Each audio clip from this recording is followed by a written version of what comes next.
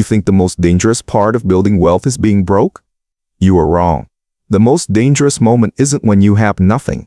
It's when you finally have something. It's that specific moment when the grind starts to pay off, when the panic subsides, and you finally feel like you can take your hands off the wheel. That is the exact moment the car crashes. There is a specific number where this psychological shift happens. It's a number that kills more financial futures than market crashes or recessions combined. $250,000. If you are approaching this number, or if you've just crossed it, you are in what climbers call the death zone. You feel safe, but the oxygen is running out.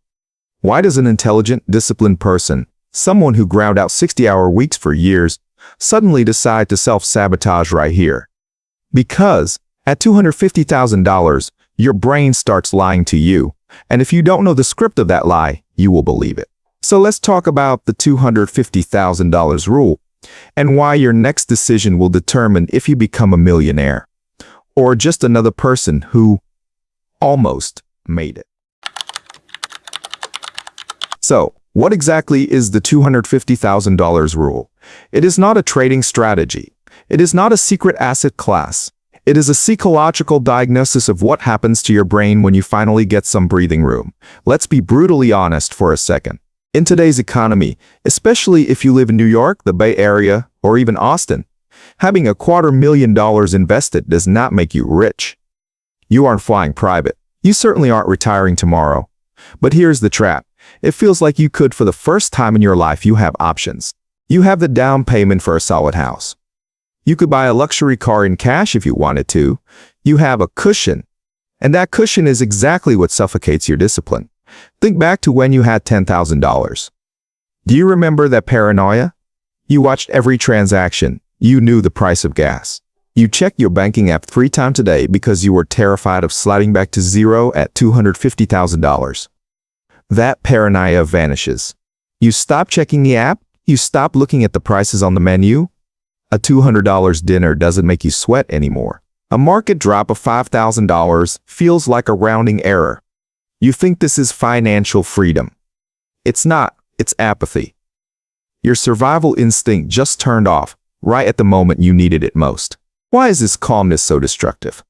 Because while you are busy feeling comfortable, there is a silent mathematical problem eating your future alive noon that explains why people who earn millions still retire broke. Here's a number that should scare you. The average American will earn over $2 million across their lifetime. $2 million. And yet the majority of people reach retirement with less than $100,000 to their name. How is that mathematically possible? How do you misplace $1.9 million? The answer is uncomfortable. The money does not disappear. It leaks. It leaks through what we call the golden handcuffs. You work hard, so you tell yourself you deserve the upgrade. It is the Netflix subscription and 3 other streaming services you do not watch. It is the Amazon Prime boxes showing up 3 times a week. It is that quick weekend vacation to Cabo or Miami because you were stressed and needed to recharge. None of these feel like mistakes. They feel like rewards. They feel like compensation for the 60-hour weeks you are grinding out. But here is the brutal truth. You did not lose that money. You ate it. You drove it. You wore it. And at $250,000, this leakage stops being a drip and turns into a flood. Because now you have enough margin to make mistakes that look like success. And that leads us directly into the first major trap waiting for you. I call this the illusion of arrival. It is the moment your brain decides you have crossed the finish line even though you are barely halfway there. Picture a random Tuesday morning. You open your brokerage app or check your 401k. You see green, a lot of green. Your portfolio is up $12,000 in a single day. You did not work overtime for this. You did not stay late at the office. It just appeared. Your brain instantly does the math. That is more money than you used to make in 2 months at your first job, and suddenly you feel it. The urge? You tell yourself 3 dangerous words. I deserve this. You have been grinding for years, so why not book that first-class trip to Hawaii? Why not trade in the reliable Honda for the Tesla Model E or the luxury SUV? You have the gains to cover it. The math works. But here is the line you need to hear. You are not rich, you are dangerous. Because that $12,000 gain on your screen is unrealized. It is a ghost. It exists on a server. It can vanish next week without asking for your permission. But the $60,000 loan you just signed for that car, that is very real. That monthly payment is locked in for the next 5 years. You're making permanent decisions based on temporary feelings. And every dollar you spend on these upgrades does not just cost you a dollar. It costs you decades of compounding that you will never get back. But spending money isn't even the worst way to destroy your wealth at this level. The real danger comes when you stop trying to spend it and start trying to outsmart it. Trap number 2 is the overconfidence monster. This is where the Dunning-Kruger effect quietly takes over your portfolio. You lived through a market dip, you did not panic, you came out ahead, so your identity shifts. You stop thinking of yourself as a saver. You start thinking of yourself as a genius. You start with boring index funds. That is how you got to $250,000. But now boring feels slow. You hear a coworker talking about a tech stock that doubled in a month. You see a thread on Reddit about a crypto coin going to the moon. And you think, if I am smart enough to save this much, surely I am smart enough to pick a few winners. So you dabble a little bit into options. A speculative real estate deal your buddy pitched you a few thousand into that hot sector everyone is talking about. You tell yourself the most expensive sentence in the English language. I can afford to lose this. Can you really? Mathematically, yes. You can lose $10,000 and still eat dinner tonight. But you are missing the point. Being able to lose money is not the same as being able to afford the consequences. One confident mistake at this level does not just delete money, it deletes time. A $20,000 loss right now wipes out 2 to 5 years of compounding growth. You are not just burning cash, you are burning your freedom. But even if you resist the urge to gamble, there is one final trap that pulls you in. It is the one that happens when you look at your phone and see that your friend just bought a bigger house than yours. Trap number 3 is the comparison ladder. This is the quietest trap, and it is the most destructive. It starts the moment you look sideways. You feel proud of where you are, then you open Instagram. You see a college friend posting photos from a 5-star resort in the Maldives. You check LinkedIn and see a former coworker announcing a massive exit or a promotion to vice president. Or you see the parents at your kid's school driving the latest Range Rover while you're still driving your 5-year-old sedan. Nothing about your life changed. But suddenly your $250,000 looks like pocket change. You start to feel that terrible sinking anxiety. I am falling behind. That is how the trap works. You never look down at the millions of people you passed. You only look up at the few people ahead of you. And that feeling of being behind forces you to do something stupid. You try to sprint. This is where leverage enters the chat. You take out a home equity line of credit on your house. You borrow against your portfolio. You use debt to speed things up. On paper, it looks brilliant. You borrow at 6%.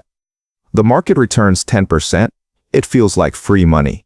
It is not free money. It is a loaded gun. Leverage does not just amplify your returns. It amplifies your mistakes. It turns a standard market correction into a forced liquidation that wipes you out completely. A normal bad year becomes a permanent fracture in your financial life. You are not broke. You are not desperate. You are just impatient. And impatience at this level is fatal. So how do you survive these 3 traps? The solution is not about getting smarter. It is about mastering the hardest skill in the world. The art of being boring. Here is the part most people do not want to hear. The solution to all these traps is not doing something smarter. It is resisting the urge to do anything new. In a culture that worships hustle and constant optimization, doing nothing feels wrong. It feels lazy. But in investing, activity is the enemy of returns. Financial advisors get paid when you move money. Trading platforms make money when you click buy or sell.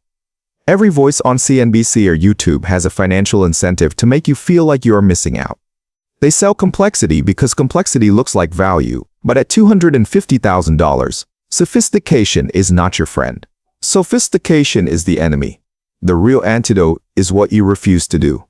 No clever relocations, no complex insurance products, no attempts to outsmart a market that is already smarter than you. The winners at this level are not the ones with 6 monitors and a Bloomberg terminal. They are the people who buy the S&P 500, set their contributions to automatic, and go walk their dog. They understand a secret that the smart people miss: intelligence looks for improvements.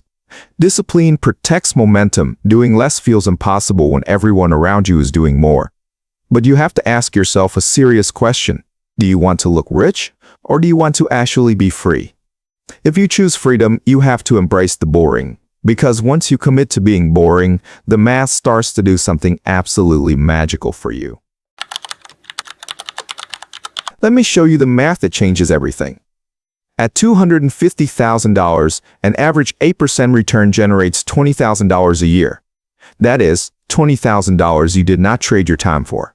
You did not answer emails for it. You did not sit in Zoom meetings for it. Your money woke up, went to work, and earned it for you. But here's the statistic that will blow your mind. Going from $0 to $250,000 is a grind. If you invest $10,000 a year, it takes about 13 years of blood, sweat, and tears. But to go from $250,000 to $1 million, it takes roughly the exact same amount of time. Did you hear that? The first $250,000 takes 13 years. The next $750,000 takes the same 13 years. Most people think $250,000 is 25% of the way there. Mathematically, that is true. But in terms of time, you're already halfway to the finish line. This is what we call escape velocity. Your money is finally rolling downhill instead of you pushing it up. And this momentum gives you something far more valuable than numbers on a screen. It gives you options. When you have $5,000, you have to tolerate a toxic boss. You have to swallow your pride because you need next week's paycheck to pay rent. But at this level, the dynamic flips. You have what we call walk-away power.